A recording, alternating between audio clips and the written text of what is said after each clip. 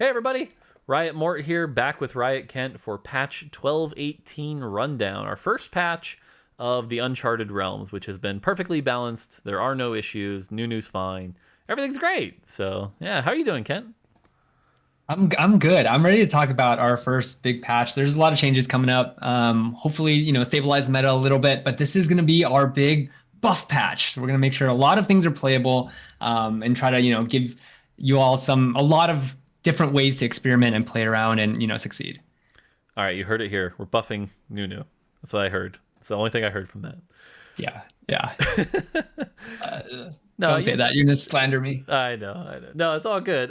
You know how it is. It's like we've seen the meta. We saw what's good, what's not. Now we can start to like stabilize. We've got our middle point, that Deja I've talked about, where Deja's sort of like the baseline. Let's get everything to that baseline. So, yeah, let's jump into the changes and talk about what we're doing to try to reach that baseline, shall we? Yeah. One thing to call out too is that, we're sticking to the non-balanced thrash. We don't want to flip things too hard. We just do want to bring down some of the top while buffing a lot of the other things so that you have more ways to have fun. But we don't want to swing so hard that, things that were playable before just become completely unplayable. They will become weaker, but you should still be able to succeed if you have, the correct setup and you identify your outs and all that good stuff. Cool. I agree. All right, let's jump into it. All right, Cannoneer. I think Cannoneer is still a shocking amount of damage, especially for how easy it is to hit it for. Even in the non-Nomsy Cannoneer games, it's just a lot of damage. And so we're going to be lowering Cannoneer even more. I think this is another example where, as you were just saying, like it might even need to go lower, but we don't want to balance Thrash too hard. So let's just bring it down a bit and then go from there. Does that sound about right? Yep. We might have to go further on this, but basically, Cannoneers, we wanted the vertical to be playable. It's harder to play now because it's 2-4-6.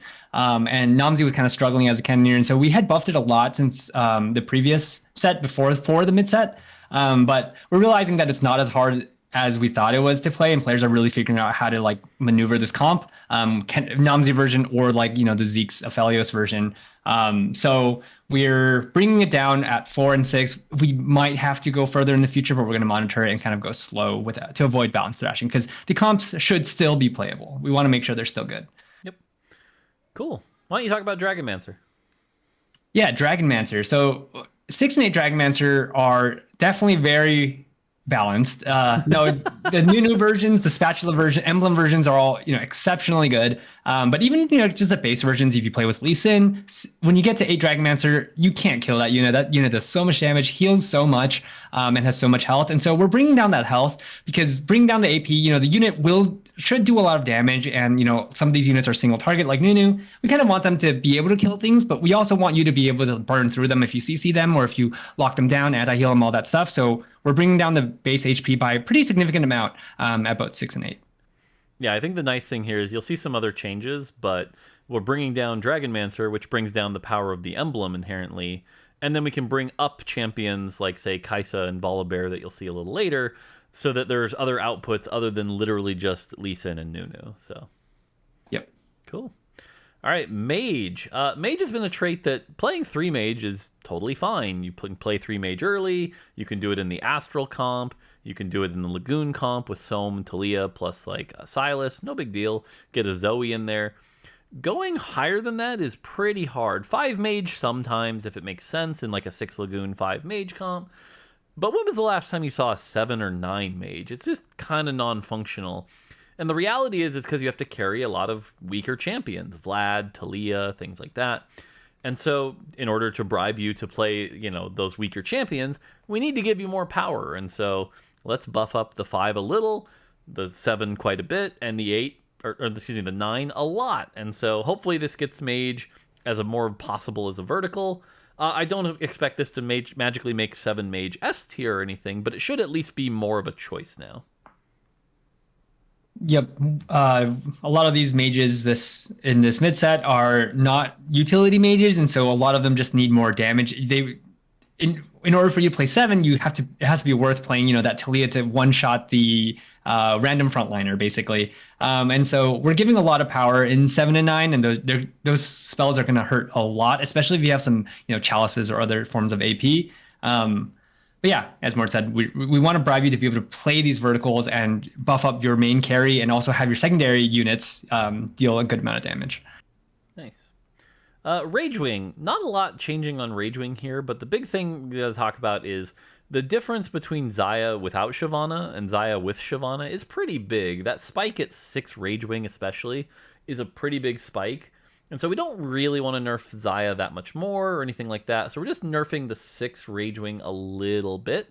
If you're willing to go 8 Ragewing, we still want that to be quite strong as it is now. But 6 Ragewing is very, very flex, right? You're on Shyvana, Xayah, Rakan, plus Hecarim.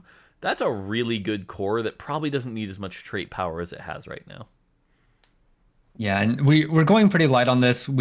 It might need more eventually, but we don't want to balance search. We still want that to be one of the most expensive and like good end game comps. But it should not spike you as hard as it currently does. Yep. Cool. All right, more trait stuff. Astral. Let me talk about Astral a bit. The first thing is the weirdness where it was like running 2 Skarners to get better orbs. It was really confusing and kind of unintuitive. Things like Woodland Charm also counting was really weird. So we're going to remove that. Star levels now no longer count duplicate champions. You need to actually play unique champions, count their star levels. So that's a bit of a nerf to the trait. However, to make up for it, what we've done is we've actually gotten rid of the concept of breakpoints. And I'll show you the tables after we finish this slide. But generally before it was like 3, 4, 5, and 6 were all the same table. And so you actually had to like memorize these weird points, and you couldn't really trust that every star level gives you more power. That's been fixed. Literally every star level now has a different table that scales up. There's still kind of like hidden breakpoints in the sense that like the jump from 6 to 7 is a little bigger than 5 to 6, but you can kind of trust that there's going to be a bigger power spike as you level up.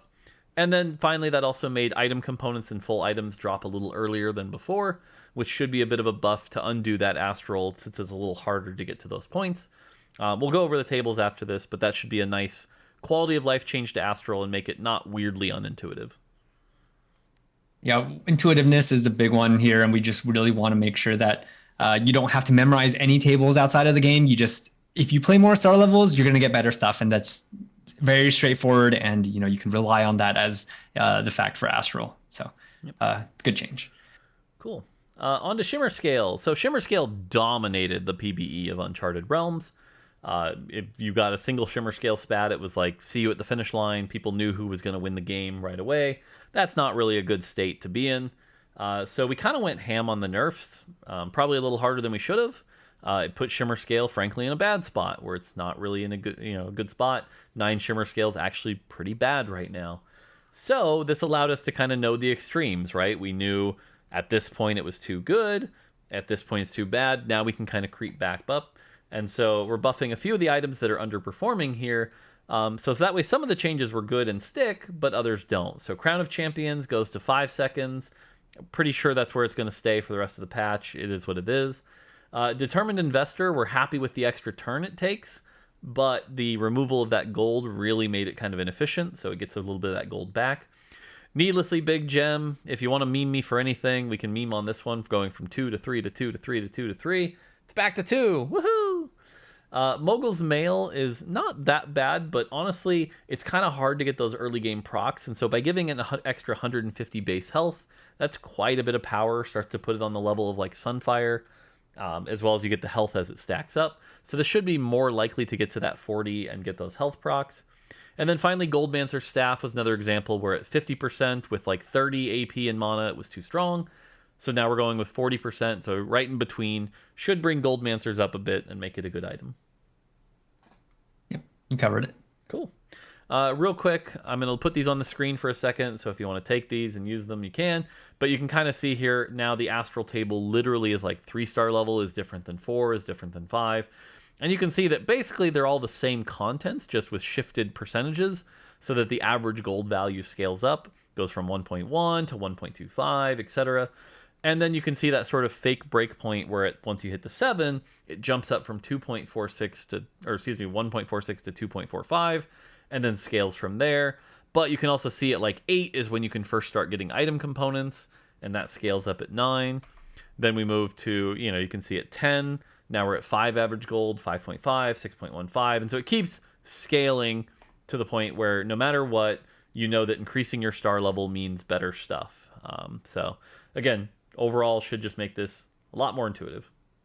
Yeah, one big thing to call out is it's a lot easier to play now because when you have two-starred all your one costs, and then you go for the 5 Astral, you'll have 8 total star levels, then you can start getting item components. So it's very straightforward that like once you put in 5 Astral, you get this big spike of you might be able to start farming item components, or sometimes you'll get gold, whatever, but like that's kind of one of the big highlight points of the Astral table. And I think that's very intuitive and just makes it a lot more of a chase to hit 5. Yep. Cool. All right, on to the champion side. Wukong is a champion that's definitely underperforming, and he's also kind of the linchpin of early Jade, because if he's bad, early Jade is bad. We don't want him to be as bad, so we're buffing him, right? Yep, a lot of these buffs you'll see are targeted towards 3-star units. We do want there to be some reroll comps available. It's important for the health of the game that there are different strategies to win. And so we want to make sure some of these one costs can hold up. That we still want them to fall off, and you need to find the later spike. You shouldn't win the game off of a Wukong 3, but Wukong 3 should get you pretty far in the game. And right now, that's not the reality, and he's really struggling kind of at all star levels, and so we're buffing him up. Cool. You want to cover Aphelios, everyone's favorite? Yes. So the power of the Darkflight Aphelios comp, we're seeing a lot of that power come from the Cannoneers, which you saw earlier. We put a pretty big nerf in there. It's also Aphelios just early game dealing a lot of damage with the Zeeks. We're not really seeing, Rengar and Nila's kind of do the same thing with that same build. They're good, but they're like the appropriate amount of good, whereas Aphelios just kind of deals way too much damage, is way too stable when you hit him in stage 3. And he kind of carries on to stage 4 when you can find Graves 2 and all that. So we're bringing down Aphelios' base DPS. His attack speed goes down from 0.75 to 0.7. It should hurt his DPS quite a lot, and make it so that it's a little bit harder to play that comp, because we want to bring down its power level. Yep. Yeah, I think you're going to see like the Cannoneer nerf, the Aphelios nerf, and the crazy thing is our shot call is that it's still going to be a very good comp. So we'll see. But yeah, again, just trying not to do the balance thrashing. So, yep. I'm gonna bring it down, but still want to leave it playable. Yeah. Kaisa, we talked about Dragonmancer coming down. Kaisa gets to come up. This should also help early Lagoon a bit. Kaisa's going to be a tricky champion because the difference in her ceiling and floor is going to be pretty hard. An unitemized Kaisa is not going to do a lot, whereas like a fully itemized Kaisa with 4 or 6 Dragonmancer early is going to be doing a lot. So we have to be really careful here. We're just doing, the +5, +5, +10 for now. If we have to do more, we will. But again, this should make Kaisa hopefully not one of the worst champs in the set. Yeah, we think this will help Lagoon quite a lot too. Kaisa helps you spam a lot of Lagoon stacks. She'll be a little more stable in the mid game, save you some health as you rack up your stacks. Yep. You want to talk about Lux? Yeah, so with big buffs to mages, and Lux being a pretty solid damage dealer, we're doing some tuning here to make her feel better, while trying to keep her power level around the same before the mage buffs. And so we're tuning down her damage a little bit at 2-star, a little bit bigger at 3-star, but we're making her ability animation slightly faster. And so now you'll see with mages, instead of having that like slow wave of the wand and then a pause and a slow wave of the wand, it'll be faster and feel smoother. And so as a unit, she'll feel much more satisfying to play. But because of that buff, we need to tune down her damage a little bit. Cool. Makes sense. Zac, I think, is one of those champions that is kind of the premier frontline of the Lagoon comp, which is a little weird because he is a 2 cost.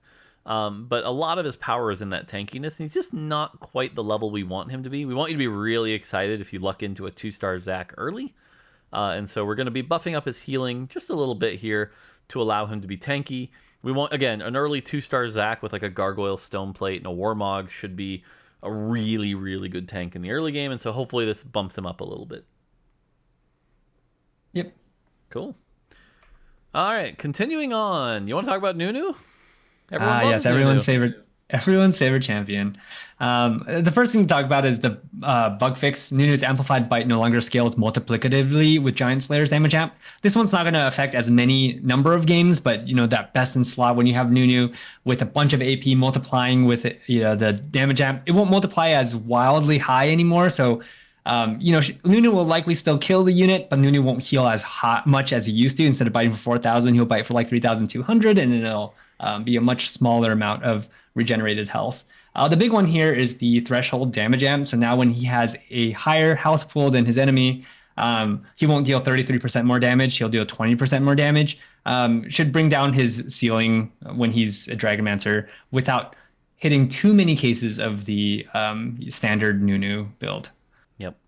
Yeah, Nunu's going to be a champion we're going to keep a really close eye on. If this nerf's not enough, we might have to do something more severe. Things like remove the true damage or something like that. But for now, this is going to be what we're going to do. And so hopefully this combined with the Dragonmancer nerf is enough to bring him to good but fair. So, yep. Speaking of which, we already talked about it a little bit. But again, with Dragonmancer, the trait coming down and some of those champions coming down, the weaker ones get to come up. We have not seen a ton of Volibear be, a really strong carry. So Volibear gets to come up. So Volibear should help Shimmer scale a little bit, should help be another way to play Dragonmancer. So hopefully we see some Volibear do well. Yeah, with this change and a small Jax buff that you'll see later down below, we're also buffing the Shimmer scale early game so that it's a little bit easier to play if you want to take that Shimmer scale risk. Yep. Zeri is a 3-cost champion, and her autos hit fine. You can play her in Cannoneer, and she helps Aphelios do a bunch more damage. That's fine. But her spell is not really exciting. She's definitely my vote for my least powerful champion in the mid set so far. But we want Zeri to be a really good AP item holder, an AP version of Cannoneer, just really good spell. And so buffing that up quite a bit at 1 and 2 star, a little less at 3 where she was actually okay. But this should hopefully make Zeri something you're actually excited to get instead of just what trait bot do I use her as? Yeah, if you get that perfect lineup with an AP Zeri and you snipe that backline and one-shot them, it should be extremely satisfying. At 2 star, you kind of do that and you chunk them a little bit and you're like, what was that? But now it should actually really hurt. We want to make sure that Zeri is a viable carry in Lagoon as an AP carry, or even just some sort of frontline backline splash Zeri 3. And so Zeri and Kaisa both kind of pretty bad units. We wanted to give them pretty big buffs. Zippy, you want to talk about Zippy? Yep, Zippy. Zippy is secretly kind of really good, but kind of difficult to play, and at 3 star, hard to make use of, and kind of unreliable. And so we're giving Zippy 5 AD, making him deal a lot more damage to the units he jumps on. At 3 star, with some damage items, he should one-shot the things he bounces off of. It'll be really cute, bonk, and then the thing dies, and it's 1,500. But the big change I think will help his reliability a lot is that Zippy will now more reliably attack his spell target. Right now he'll bounce off and he'll frequently retarget to something close by. Now he'll try to stick on, but if there's stuff in the way, obviously he'll retarget. He won't do some weird pathing to try to sneak in there. But for the most part, he should stick on his spell target now. Cool. Yeah, I think Zippy's a champion that we'll have to keep an eye on because I know perception of him is pretty mixed. He's an okay tank in the early game, especially with Guild, but maybe not quite the dragon level we want him at. So we'll keep an eye on him, but this should be just a little bit of a nudge upward to hopefully help without over buffing Guild comps. Yep. All right. You want to talk about Deja, the undo, the big undo button? Yeah, so we've originally reworked Deja for the mid-set to address the Whispers emblem problem. With the mid-set, you could play all the dragons together, and so it was a lot easier to play Deja with Siphon, and now you'd have this 6 Whispers Deja getting infinite amounts of AD and AP and just dealing way too much damage. And so we changed how many times she would proc by removing the AD from her spell, but it became really confusing, and then Deathblade bounces off and players are confused, why does this unit have no AD? And so with this first patch, we removed the Whispers emblem for the mid set, and we're going to redo this undo this AD removal so that she's just very straightforward. She has a low amount of AD, but she hits 3 times, so it's still like 60 AD. And she kind of scales normally off of things like Titan's Resolve, Hand of Justice, Stand United, all those things that won't feel as bad because you're losing out on half of its buffs. And for that, we're reducing her passive damage back to what it was for the mid set. It should serve as like a slight nerf, mainly because her attacks can be dodged now by Jax, and also dodge from Quicksilver and things like that, but also because she has her damage is like split now, and so you kind of need both things to scale, or one doesn't scale as wildly off of Jeweled Gauntlet and Death Cap as it did before. Yeah, the reality is I don't really think this is like a buff or a nerf per se. It's more just getting Deja back to intuitive the way it was supposed to be. Like you said, you could nickel and dime like, oh, not quite as good with Death Cap or Spell Sword or stuff like that, but overall should be fine. And so nice to kind of undo that and get that back to normal. Speaking of back to normal, Xiaoyu has definitely ended up a little bit on the weak side. Again, kind of the cornerstone of Jade, and we're not really seeing a lot of Jade. So we're going to bring Xiaoyu back up. We want Xiaoyu to, again, be this kind of like tanky bruiser that you're willing to run in a 4-dragon comp and actually be excited about it, not just, ooh, I get a Jade idol and a dead bot. So hopefully this brings Xiaoyu back up to dragon status. It should also make vertical Jade a lot more desirable. You can play, 5. We'll hopefully see more 5, 7, 9 Jade comps out there. Cool. All right, this is probably the buff I'm the most nervous about, but also the most excited about. Sohm is a good champion when things go right, but really has trouble taking down high health targets. So this combined with the mage buff, again, Sohm is supposed to be a very exciting dragon, new dragon. So the explode part of the spell is going to go up kind of quite a bit, actually, especially at 2-star, going from 375 to 420. So this is going to make these Sohm explosions really hit hard. Hopefully should be just the right amount of buff to get Sohm on some of the level of some of the other comps. But yeah, pretty exciting. Part of this was watching Sohm. You should be very excited about those arced geysers that just deal a bunch of damage. She's kind of not living up to that right now, but with this buff and the mage buff, you'll see some really big numbers. If you try out 7 mage and you put good items on Sohm, those geysers are going to hurt, especially if units are standing next to multiple of them, and we want that to be a super hype moment that you're like anticipating. Yep, cool. Tyrant Swain, despite what Soju says, not a reverse fawn, actually a dragon. A little weaker than we'd want right now. So we're going to buff the healing up just a bit. Now remember, this is per bird thrown out here. So Tyrant Swain's going to heal quite a bit every time he casts. We wanted to go light for now because, again, we're still trying to get Darkflight in the right spot. We don't need Darkflight Zeeks to all of a sudden have like the best tank in the game or something like that. But just a little light buff to make Swain a little more appealing, especially in stage 3. If you get an early Swain, you should be happy about that. And so hopefully this helps just a bit. And we'll probably revisit things like his damage and base stats in the next patch. Yeah, and if you're one of the reasons we went light on Swain here is there's an item change that's coming. Well, Last Whisper is getting nerfed, and we're also nerfing a lot of the front to back comps. So Cannoneer is getting a pretty big hit. Ragewing is getting a pretty big hit. Or a medium-sized hit. But a lot of these front-to-back comps are getting hit, and so Swain will get better from that change. So we don't want to go too hard on the Swain buffs and just overshoot, and then you have an unkillable Swain in every comp. So we're going light to make sure that we don't thrash too much. Yep. Cool. And then finally, Aurelion Sol. I think Aurelion Sol is just kind of living in the shadow of Ao Shen right now. And it's always going to be a fine line because the two champions are very similar. There's definitely times where Asol can succeed, so he doesn't need a massive buff here, but we are giving him a small buff to both his spell, and when he reaches that ascended state, it's going to hit a little harder. Again, this is very small, but we're trying to get him on the level of Ao Shen so that you're happy no matter which of the two you get, not I would prefer Ao Shen, Yeah, when you see in-game comps, there are some Aurelion Sols, but not really, and so we want to make sure he's desirable and make sure those big booms are also very exciting at the end when he ascends. Yep. Cool. Now, Kent already spoiled the next slide, so thanks, Kent. But yeah, Last Whisper, I think, has actually been one of the bigger problems of this patch. It basically has kind of made frontline irrelevant because you're burning through 60% of their armor, just doing a ton of damage. It's been one of the keys to the success of the Cannoneer comp. A Cannoneer comp without Last Whisper is very different than a Cannoneer comp with Last Whisper.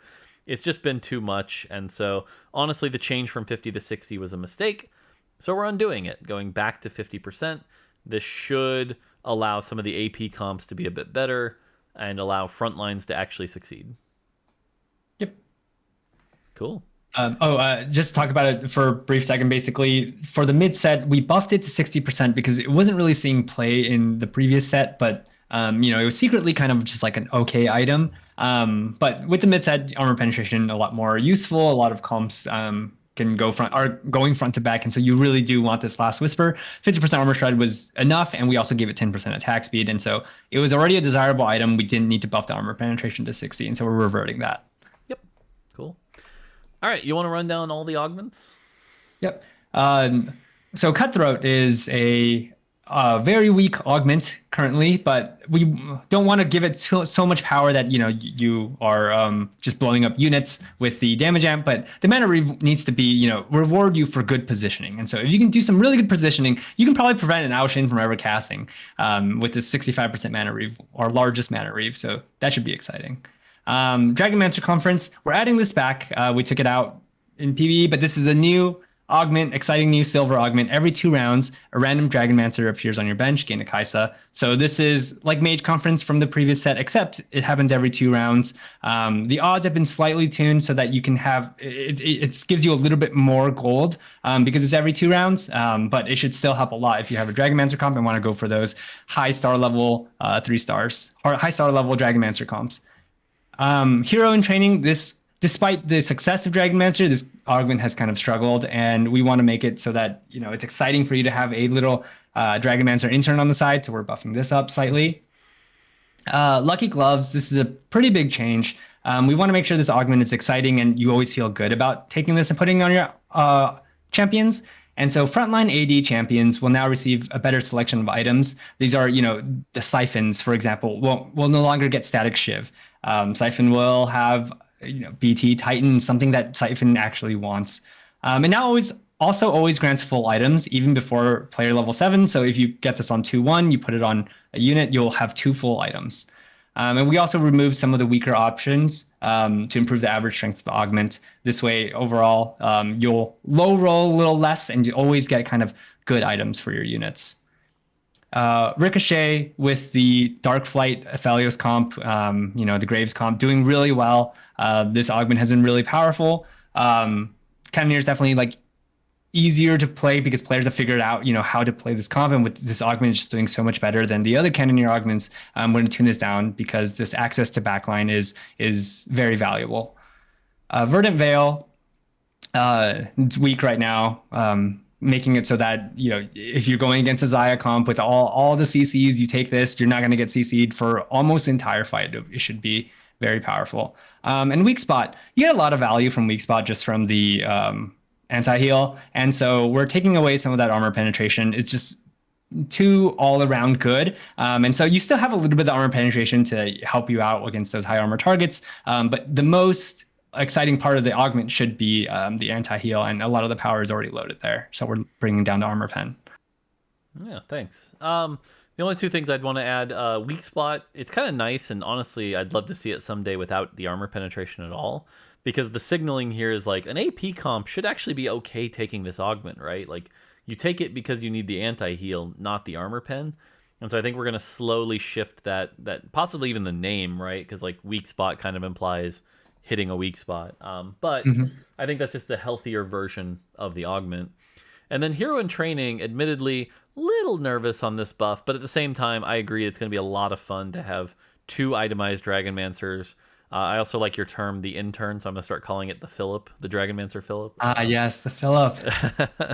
But yeah, so, we'll see how that goes, but hopefully with a healthier Dragonmancer, this buff should be okay.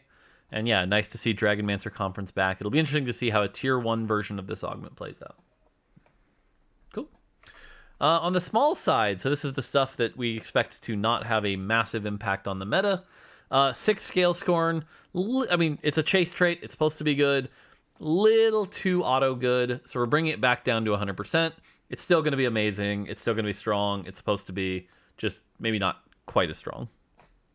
Yep. On the champ side, Karma 3 gets a buff. Again, we're trying to make some more reroll comps viable without necessarily making them oppressive.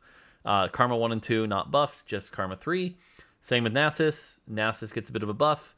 Notice it's mostly on like the damage side as well. The tankiness a little bit, but 3-star Nasus should be something you're excited about. Same with Set. Set has kind of fallen off a little bit, so just a small buff with Set. We don't really need to see the full reroll Set always dominating again like we did near the end of Set 7, but he needs to be viable. Jax gets a very small armor and MR buff, again, to kind of help Jade a little bit. Shimmer scale less or so, but early Jax should be pretty good. And then Lee Sin, very light nerf to his mana, just to lower those cast cycles, because he's also another one of those Dragon Mancers that's been overperforming. So bringing him down just a little bit. Yep. Overall, buffs to some of the reroll comps. We want to make sure that, as mentioned earlier, like there are ways to play these reroll comps. If you can and someone can figure out the karma comp, might be kind of hard to play, but getting a pretty big buff there. And then for Jax, another like slight buff is basically that Jax can now dodge Deja bolts, and so that'll help stall out against the Mirage comp for a little bit. Yep.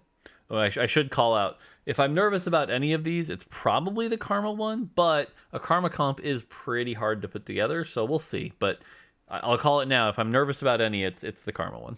If anyone puts together a really good Karma comp, I really want to see it. It seems difficult, but I believe in the players out there. All right, we'll see. Moving on, Radiant items. Again, now that we're using Radiant items a lot via the Radiant Treasure Dragon, as well as the Order Treasure Dragon, as well as, the augments. We just want to make sure they're balanced. So Radiant Gargoyle Stoneplate getting a bit of a buff. Radiant Protector's Vow also a bit weak, getting a bit of a buff. And Radiant Sunfire Cape getting a bit of a nerf to its hex radius. Yep. Cool. On the augment side, just two very small changes here. Dragon Imperialist will execute a little sooner. So just some very minor buff there. And Pandora's Bench will give you just a little bit more gold. Should make it a little more tempting to take in the early game and late game. Still a pretty hard augment to use. Definitely very feast or famine. But man, when it works, it's quite good. So just a small buff here to bring it up. Shouldn't change a lot. Yep. One of the things to call out, Pandora's Bench is getting bug fixed for those of you who know about, like, sometimes it doesn't pull the correct amount of units from the pool. And so it's easier to hit 3 stars. That bug is getting fixed. And so we're doing some compensation for the buff here. It might need more. We're going to monitor this one and want to make sure that Pandora's Bench is exciting for you to take. Cool. All right, now we're at the bug fix list. Just going to plow through these. Darkflight got quite a bit of bug fixes. Now sacrifices the champion in the hex when Darkflight is activated from a unit being auto-placed on the board at the end of the shopping phase. Pretty rare case, but it's fixed now. Now shows the sacrifice hex and the chain VFX for away players and ghost properly. Fixed a rare issue where ghost armies could have multiple sacrifice champions. Cool. I don't know if any of you even saw that, but it could happen. Neela also gets a bunch of changes. Neela no longer resets if her target dies from damage other than her spell. So that's a bit of a bug fix / nerf there. On kill, Neela now recasts on the nearest unit rather than the farthest. It was very unintuitive the way she would like jump across the map. So that should be fixed. Neela now properly recasts when she kills a cornered target. Cool, small buff there. Neela's damage should now line up better with her animation, so that should look better. Mirage Pirate's Bounty now no longer grants a chest after NPC rounds. It was happening sometimes, others not. As Kent already spoiled again, just going to start calling you Spoiler Kent. Pandora's Bench and Recombobulator will now pull the correct number of units from the pool when transforming 2-star and 3-star units. So that won't create any of those weird exceptions. The following augments will no longer be offered to players who pick Built Different: Age of Dragons, Ancient Archives 2, Dragon Imperialist, and Dragon Soul. Cool. And then finally, Hyper Roll fixed a bug where you would gain extra experience during Treasure Dragon rounds. So not a ton of bug fixes, but a few key ones that should help things like Neela and really rare cases. And so, yeah, that's it for our first patch. Yeah, I just want to call out we had a design intern for the summer, Philip. We mentioned him slightly earlier with the Dragon Mancer in training, but he fixed a lot of these bugs. So, shout out to him for helping with that. Yep. Cool. And yeah, that's going to do it. first patch we try to keep it light. We've got a couple like interesting reworks I think coming next patch, but for now we want to kind of keep it light, just adjusting what you already know, not really trying to crazy shake things up or anything like that. Just hopefully get to a better spot. Buff up Nunu, because we got to buff Nunu. Nunu just needs all the buffs. But yeah, I think that's about it. So hopefully this ends up in a slightly better spot. You know how it is. Might be fine for the first day or two until someone figures out that Dragonmancer best friend something. I don't know. So yeah, it's always when the patch goes out, the first day is always like, oh yeah, it landed well. And then, after the weekend, it's like, whoa, something took over. Some players discovered an optimization that is really powerful. And so we'll be on the lookout. All right. I'm calling. So my shot calls are 6 Lagoon, 5 Mage Sohm, or Karma Reroll are the, oh crap, they're out of control. Ooh, okay. What's your shot call?